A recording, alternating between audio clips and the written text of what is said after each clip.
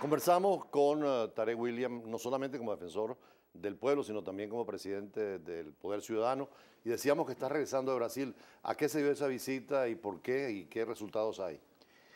Bueno, mira, en primer lugar, atender una invitación oficial de la Comisión de Derechos Humanos del Senado Federal brasilero, quien de primera mano, tal vez por el cargo, pues el rango de Estado que tenemos, quiso conocer sobre Venezuela, sobre la situación de los derechos humanos.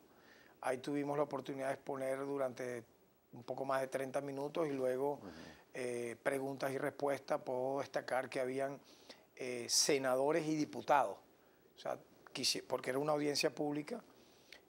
También, a pesar de ser un Senado, a pesar de ser la Comisión de Derechos Humanos del Senado, estuvieron 2 diputados y por supuesto también senadores que preguntaron, quisieron indagar luego de nuestra exposición sobre el tema de derechos humanos en Venezuela, la situación. Creo que muchísimo, fue una audiencia televisada, tú sabes, como existe en Venezuela ANTV, allá hay una televisora del Senado que transmitió en vivo toda nuestra comparecencia, y al salir de la audiencia mucha gente que me abordó me confesó que los grandes medios brasileños, las grandes cadenas que dominan la opinión mediática, no conocían ni siquiera el 5 o el 10% de lo que yo pude haber narrado allí. Por ejemplo, lo que ocurrió con la llamada salida, que fue para mí, es una opinión contundente como institución, fue una táctica insurreccional de desconocimiento de la autoridad legítimamente constituida, que a partir de allí se derivaron hechos violentos, 43 muertos, 5 a manos del Cuerpo de Seguridad del Estado, que he condenado, que he pedido que se le restituyan a sus familiares, por supuesto, el derecho infringido, castigando ejemplarmente a esos funcionarios policiales que mataron a estas 5 personas, pero hubo también 38 personas más, entre ellas 6 guardias nacionales, 4 policías, 8 motorizados degollados, y los demás, los 39 restantes, que fueron asesinados a manos de manifestantes, repito, que usaron armas de fuego, niples, morteros. Llevé videos, llevé fotos y mucha gente creyó, previamente a mostrarlas yo, que estas fotos podían haber sido de Ucrania o de Siria, pero demostrada con la historiografía, con la hemerografía, había ocurrido en Venezuela. Mostré fotos y videos de centenares de patrullas quemadas, centenares de autobuses incendiados, edificios públicos como el Ministerio Público, como el Ministerio de la Vivienda, que fueron quemados literalmente con gente adentro, que pudieron haber ocasionado daños irreparables, 15.000 millones de dólares perdidos entre los meses de febrero, marzo, abril y mayo. Es decir, la verdad siempre tiene que ser compartida desde muchas esferas, y creo que contribuyó a esa audiencia que entregamos carpetas, fotografías, repito, videos, de conocer la realidad. También pude decir que por esos hechos hay a menos 49 personas detenidas, entre ellas 15 funcionarios policiales presos por haber cometido violaciones de derechos humanos, pero también otros civiles. Si me permites, aparte de la audiencia, tuve el honor de ser recibido, para terminarte, por el canciller. Una pregunta antes sobre esto, que es importante, todo el Senado. Pero el Senado también escuchó la versión esta antes o después de condenar al gobierno venezolano.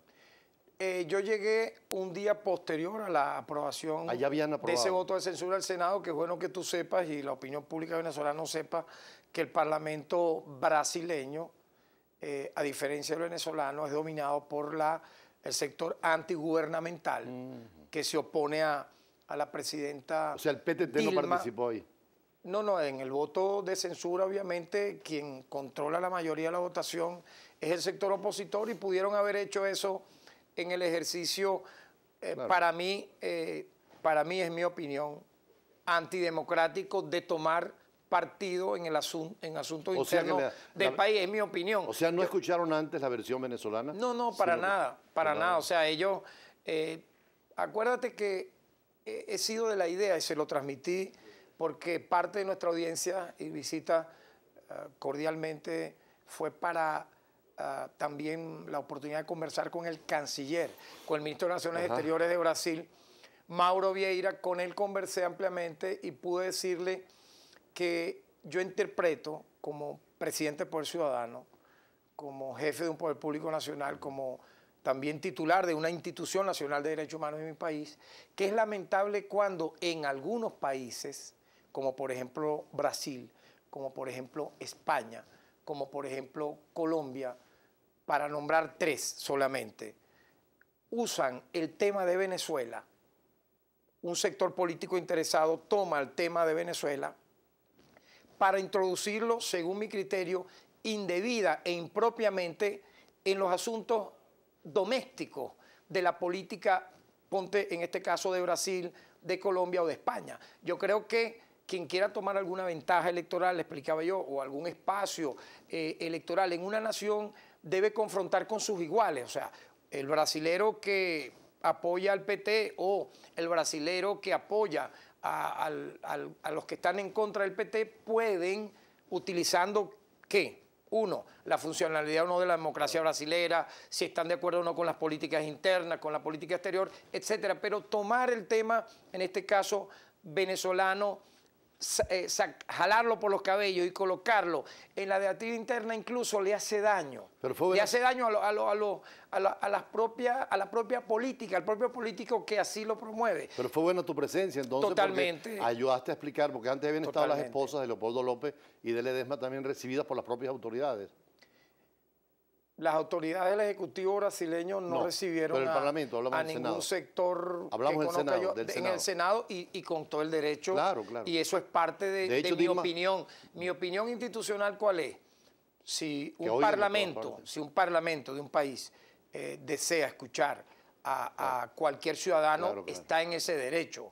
De hecho, por lo tanto, me parece en ese sentido no polemizo sobre ese tema. Lo que sí me parece totalmente para mí impropio es que el tema de Venezuela, no habiendo tal vez en los sectores que puedan tener una pugnacidad política, cómo entre ellos llegar a acuerdos sobre los temas de su país, tengan que recurrir, por ejemplo, al tema venezolano. O sea, pero Dilma Rousseff también hace mención y pide diálogo, negociación, acuerdos. No, pero recuerda que Brasil forma parte de UNASUR. Con Colombia y Ecuador. Recuerda que UNASUR le dio a 3 cancilleres, entre ellos al canciller de Brasil y al de Colombia y al de Ecuador, la oportunidad de facilitar, acompañar el diálogo en Venezuela. ¿Estás de acuerdo tú con eso, por cierto? Estoy totalmente de acuerdo de que haya el entendimiento, que escuchen a todas las partes, que haya diálogo,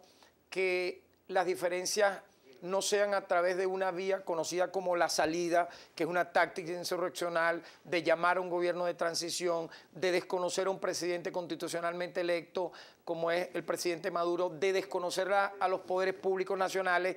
Eso me parece totalmente incorrecto y negativo. Lo que me parece correcto es que existan las elecciones, que el debate electoral sea el que dirima las diferencias, y que efectivamente, como ha ocurrido en Venezuela, yo también lo dije allá en Brasil, y hubo sorpresas positivas por ello. Fíjate, en 15 años Venezuela ha tenido casi 20 elecciones, donde las elecciones que permiten consultarle a la gente sobre los temas nacionales a través de los referéndums y renovar autoridades. Yo creo que poco país en el mundo puede tener un récord similar al nuestro, donde la democracia se ejerce a través de las elecciones, a través de la consulta. Y te termino la idea.